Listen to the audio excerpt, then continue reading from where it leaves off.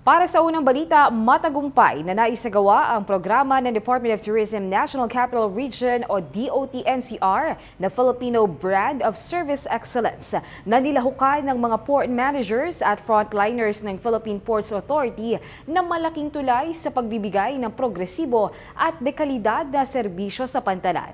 Para sa kabuuang balita, narito si Cara Perdito.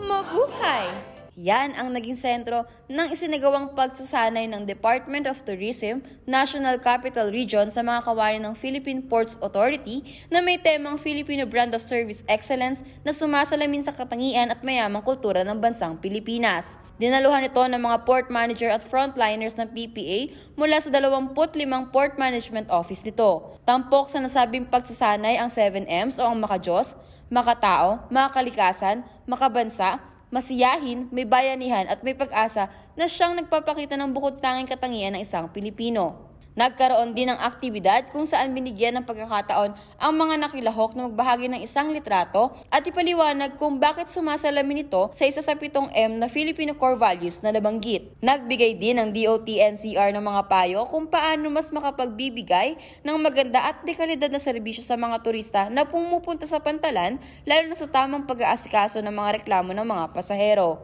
Binigyang diin din ang kahalagahan ng puso o heart, hear them out, empathize, apologize, resolve the concern at thank the guest sa pagreresolba ng mga reklamo o alalahanin ng mga pasahero sa pantalan. Inaasahang patuloy na magkakaroon ng mga ganitong klase ng pagsasanay ang PPA upang masigurado na progresibo at naaayon ng mga aksyon ng nasabing ahensya sa pagbibigay ng magandang serbisyo sa pantalan. Cara Perdito para sa PPA TV.